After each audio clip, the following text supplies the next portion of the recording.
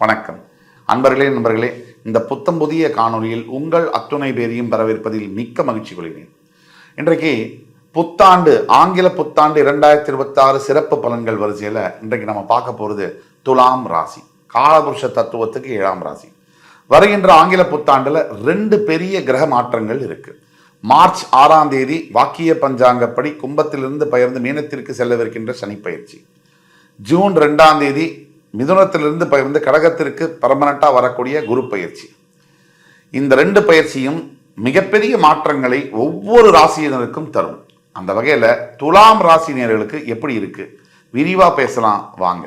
ஆக துலாம் ராசி நேயர்களுக்கு 2026 ஒன்று சனி பயிற்சி இருக்கு. இந்த சனி பயிற்சியோட மாற்றங்கள் எப்படி இருக்கும்?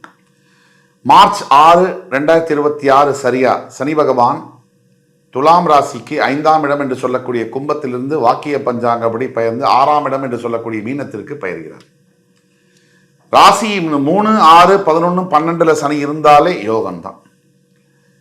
6ல் வரக்கூடிய சனி பகவான் உங்களுக்கு பஞ்சமாதிபதி அப்படிங்கிறதுனால, உங்க ராசியில உச்சம் பெறக்கூடியவர் அப்படிங்கிறதுனால 6ல் வரக்கூடிய சனி பகவானால பொருளாதாரம், பணம், வரவு, பதவிகள் மற்றும் எதிரிகளுடைய தொல்லையிலிருந்து ஜெயிக்கிறது, கடன் தொல்லையிலிருந்து வெளியில வருது. ஏன்னா 6ஆம் இடம் கடன், நோய், மறைமுக எதிரிகள் இதை குறிக்கக்கூடிய இடம்.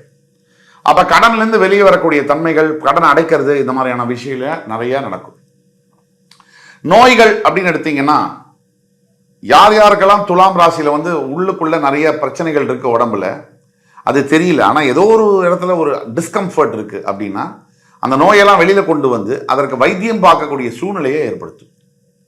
மறைமுக எதிரிகள் அப்படின்னா, இத்தனை நாளா ரொம்ப உயிருக்குயிரான நண்பனா இருக்கக்கூடியவர்கள் எதிரிகளாக மாறுவார்கள்.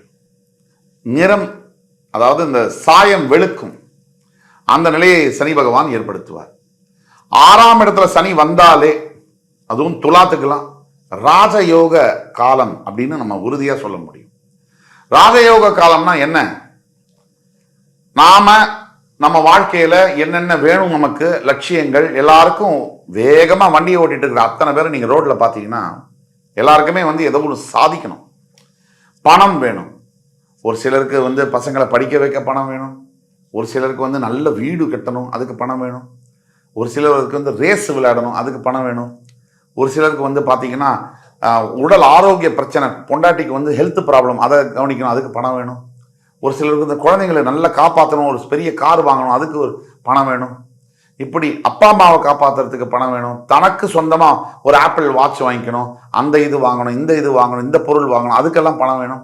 இப்படி வெவ்வேறு லட்சியங்கள், வெவ்வேறு தேவைகள், அதுக்காக மனிதர்கள்லாம் வேகமா ஓடி உழைச்சிக்கிட்டே இருக்காங்க. எல்லாருக்கும் கம்மியா, இப்போ மேலேருந்து ஒரு மாடியிலேருந்து ஒரு 10 கட்டு பணத்தை போட்டீங்கன்னா எல்லாரும் கம்மியா எடுப்பாங்களா? எவ்வளவு முடியுமோ அள்ளுவாங்க. அதுக்கெல்லாம் என்ன காரணம்? இதுதான் காரணம். அந்த பணத்தை செலவழிக்கணும், சேர்த்து வைக்கிறதுக்கு இல்லை, அந்த பணத்தை செலவு செய்யணும், அனுபவிக்கணும். இதை வாங்கணும், அதை வாங்கணும், இங்கே போகணும். ஒரு சிலருக்கு வெளியூர் ஃபாரின்லாம் சுற்றி பார்க்கணும், அதுக்கு பணம் வேணும். ஒரு சிலருக்கு தங்க நகைகள் வாங்கணும், அதுக்கு பணம் வேணும். ஒரு சிலருக்கு பணம் சம்பாதிக்கணும், அதுக்காக பணம் வேணும். இப்படி பல தரப்பட்ட தேவைகள், பல தரப்பட்ட ஆசைகள். இவ்வளவு ஆசைகள் எல்லாம் நிறைவேறுமா? சனி 6ஆம் இடத்துல துலாத்துக்கு வரும்போது நியாயமான, தர்மமான ஆசைகள் நிறைவேறும். இந்த மாதிரி கோச்சார ரீதியான காலகட்டங்கள்ல தான் நாம தவறான வழியில போறதுக்கு உண்டான விஷயங்களும் நடக்கும். நமக்கு பணம் அதிகமா வரும்போது தான் புத்தி தடுமாறும். ஒரே நிலையில இருக்கக்கூடிய புத்தி மாறி மாறி ஆசைகளை அதிகப்படுத்தி, இன்னும் பேராசையாக்கி, இன்னும் இருக்கிறது தொலைக்கிற மாதிரியான சந்தர்ப்பங்களை, சபலங்களை, மன சஞ்சலங்களை ஏற்படுத்தும். சனி பொறுத்த வரைக்கும் கர்மகாரகன், காலபுருஷ தத்துவத்துக்கு. இப்போ நீங்க மனதை ஒரு நிலையில இருந்தீங்கன்னு சொன்னா, உங்களுக்கு நிறைய பணம் வரும்போது திமிர் இல்லாம, ஒரு தேவையில்லாத ஒரு பகட்டு இல்லாம இதெல்லாம் இருந்தீங்கன்னு சொன்னா, நாளைக்கு 7.5 சனியும் அஷ்டம சனியும் கஷ்ட காலங்கள் வரும்போது சனி பகவான் உங்களை தாக்க மாட்டார், உங்களுக்கு பிரச்சனை கொடுக்க மாட்டார். இந்த காலங்கள் வரும்போது மனித மனம் எப்படி மாறுது அப்படின்னா, நான் தான்டா பெரிய ஆளு, நான் நினைச்சா என்ன வேணா செய்வேன், எனக்கு இப்போ காலம் சூப்பராக இருக்கு, பணம் இருக்கு, என்கிட்ட என்ன வேணா செய்ய முடியும், என்கிட்ட பதவி இருக்கு, என்கிட்ட அதிகாரம் இருக்கு, எதை வேணா செய்ய முடியும். இதே பூமியில மிகப்பெரிய பண ஆளுமையோடு இருந்தவங்க, கோடு ட்ரில்லியன்ஸ்ல சம்பாதிச்சவங்க எல்லாம் பார்த்துருக்கு இந்த பூமி. பதவிகள் இருந்தவங்களையும் பார்த்துருக்கு, அதிகாரம்ல இருந்தவங்களையும் பார்த்துருக்கு, அவங்க எல்லாம் என்ன ஆனாங்க அப்படிங்கிறதும் பார்த்துருக்கு.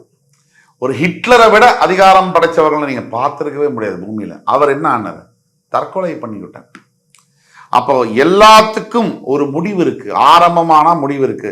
எப்பவுமே எது ஜெயிக்கும் அப்படின்னா தனிஞ்சு போறது தான் ஜெயிக்கும், எளிமையா வாழ்றது தான் ஜெயிக்கும். அதனால இந்த மாதிரி நேரத்தில் பொருளாதாரம் அதிகம் வந்தாலும் எதுல நம்ம கவனமா இருக்கணும்னா நம்மளுடைய அது அகந்தை வந்துடக்கூடாது, தலைக்கு ஏறக்கூடாது, அதுதான் பார்த்துக்கணும். குரு பயிற்சி ஜூன் இப்ப முதல் 5 மாசம் குரு உங்களை பார்த்துட்டே இருக்காரு. அதனால 5 மாசம் குரு பார்வை பெறதுனால யோகமான காலங்கள். அதுக்கப்புறம் அந்த காலம் மறைஞ்சிருமா அப்படின்னா அதுக்கப்புறமும் நல்லா இருக்கே, அதுதானே உங்களுக்கு நீங்க கொடுத்து வச்ச பாக்கியம். குரு இப்போ உங்கள் ராசி உங்க 3ஆம் இடம் 5ஆம் இடத்தை பார்த்துட்டு இருக்காரு. ஜூன் 2ஆம் தேதிக்கு பிறகு மிதுனத்திலிருந்து கடகத்துக்கு வந்த பிறகு உங்கள் ராசியுடைய 2, 4, 6ஆம் இடத்தை பார்ப்பார். நீங்க கவனிச்சீங்கன்னா, நல்லா கவனிச்சீங்கன்னா, துலாம் ராசியை பொறுத்த வரைக்கும் உங்களுடைய 2ஆம் இடம் விருச்சிகம், அதுக்கு பிறகு மகரம், அதுக்கு பிறகு மீனம். தற்சமயம் ஃபர்ஸ்ட் 5 மாசம் உங்கள் ராசியை குரு பார்க்கறதுனால உங்களுக்கு ஒரு புல்லட் ப்ரூஃப் ஒரு ப்ரொடெக்ஷன் கிடைக்குது. ஜூன் 2க்கு பிறகு உங்களுடைய தனஸ்தானத்தை, உங்களுடைய சுகஸ்தானத்தை, உங்களுடைய ருணரோகஸ்தானத்தை குரு பார்க்கிறார். அதாவது 2, 4, 6 இந்த இடங்களை பார்க்கிறார். ஸோ முதல் 5 மாசம் குரு பார்வையில் என்ன நடக்குது? உச்சக்கட்ட நன்மைகள், தெளிவான சிந்தனைகள், தெளிவான தீர்க்கமான முடிவுகள், திருமணம் சார்ந்த பிரச்சனைகள்லேருந்து விலக்கு, நல்ல குழந்தை பாக்கியம், தைரியம், ஆன்மீகத்தில் சிந்தனை, இதெல்லாம் முதல் 5 மாசத்துல நடக்குது. அடுத்த 5 மாசத்துல பணம் கொட்டுன்னு கொட்டுது. அசையா சொத்துக்களை வாங்கக்கூடிய யோகம், எதிரிகளை வீழ்த்தக்கூடிய யோகம், அதாவது கடன் தொல்லையிலேருந்து முழுமையா வெளியில ஆரோக்கிய பிரச்சனைலேருந்து வெளியே எதிரிகளை வீழ்த்தக்கூடிய யோகம், இதெல்லாம் நடக்குது. இப்ப ரெண்டுமே நல்லா இருக்கு அப்படின்னா இதெல்லாம் நல்லா இருக்குதான். இந்த நேரத்துல தான் மனம் பக்குவப்பட வேண்டும், தனிஞ்சு செயல்பட வேண்டும், ஒரேடியா குதிக்க கூடாது. தோல்வியை கையாளுவதை விட வெற்றியை கையாளுவது மிக மிக கடினம். இது அர்த்தத்தை புரிஞ்சவங்களுக்கு புரியும். அதனால இந்த நேரத்தில் துலாம் ராசி அன்பர்கள் மென்மையான ஒரு போக்கோட நடந்திருக்கு. கடவுளுடைய ஒரு அப்பா அம்மாவுடைய ஆசீர்வாதத்தில் நடந்திருக்கு, நல்லது நடக்குது அப்படின்னு சொல்லி மெதுவாக போகணும். சில துலாம் ராசி அன்பர்களுக்கு இதுக்கு அப்பாற்பட்ட எதிர்மறையான பலன்கள் நடக்குது, சரியா இல்லைன்னா உங்களோட பிறப்பு ஜாதகத்தினால இருக்கும். நம்ம பேசக்கூடியதெல்லாம் பொது பலன்கள். உங்களுக்கான பலன்கள் தெரியணும் அப்படின்னு சொன்னீங்கன்னா உங்களுடைய குறிப்பிட்ட பிறப்பு ஜாதகத்தை எங்கள்கிட்ட கீழே கொடுத்துள்ள வாட்ஸ்அப் நம்பர்ல கான்டாக்ட் பண்ணி வந்தீங்கன்னு சொன்னா உங்களுக்கான துல்லியமான பலன்களை கணித்து தர காத்து கொண்டிருக்கிறோம். பரிகாரம் அப்படிங்கிற வழியில பாத்தீங்கன்னா குரு பயிற்சிக்கு பிறகு நீங்க செய்ய வேண்டிய பரிகாரம் அப்படிங்கிறது முக்கியமா குரு பகவானுக்கு காயத்ரி மந்திரம் அப்படிங்கிறது பிடிக்கும். ஓம் ரிஷபத்வஜாய வித்மஹி கிரீணிஹஸ்தாய தீமஹி தன்னோ குரு பிரச்சோதயாத். இந்த மந்திரத்தை குறைஞ்சபட்சம் 21 முறை சொல்லலாம். குருமார்கள் சந்நிதிக்கு சென்று வணங்கலாம். ஒவ்வொரு பௌர்ணமி தோறும் சத்யநாராயண சுவாமிக்கு பௌர்ணமி பூஜை எடுக்கலாம். இதெல்லாம் செய்யும் போதே பெரிய அளவிலான சேஞ்சஸ் கண்டிப்பா வரும். இந்த பணம் மற்றும் செல்வம் இதுல என்னென்ன சேஞ்சஸ் வரும் அப்படின்னா, பழைய நண்பர்கள் போய் புதிய நண்பர்கள் மூலியமாக ஆதாயங்கள் வரும். பழைய சொத்து சம்பந்தமான விஷயங்களை உங்களுக்கு லாபகரமான தீர்ப்புகள் கிடைக்கும். அதே மாதிரி சின்ன சின்ன விஷயங்களை தொலைக்கி பெரிய பெரிய விஷயங்கள் வரைக்கும் லாபமாக உங்களுக்கு லாபமாக பணவரவை ஏற்படுத்தி கொடுக்கும். பெரிய முதலீடுகள், பெரிய அளவுல கடன் வாங்கிறது, கடன் கொடுக்கறது, அதே மாதிரி அதிகமாக செலவு செய்வது போன்ற விஷயங்கள்ல நீங்க கொஞ்சம் கவனமாக செயல்பட வேண்டும். துலாம் ராசி பெண்களுக்கு உங்களுடைய 5ஆம் வீட்டில் தற்சமயம் இருக்கக்கூடிய 4ஆம் வீட்டில் இருக்கக்கூடிய சனி 5ஆம் வீட்டில் வருவதனால குழந்தை பிறப்பதில் கொஞ்சம் பிரச்சனைகள் இருக்கலாம். ஃபெர்மெண்டேஷன், IVF மூலியமா குழந்தை பெற்றுக்கொள்ளதெல்லாம் நடக்கலாம். அதுல ஒன்றும் தவறில்லை. டெக்னாலஜியோடைய உதவியோட குழந்தை பாக்கியத்தை நீங்க பெற முடியும்.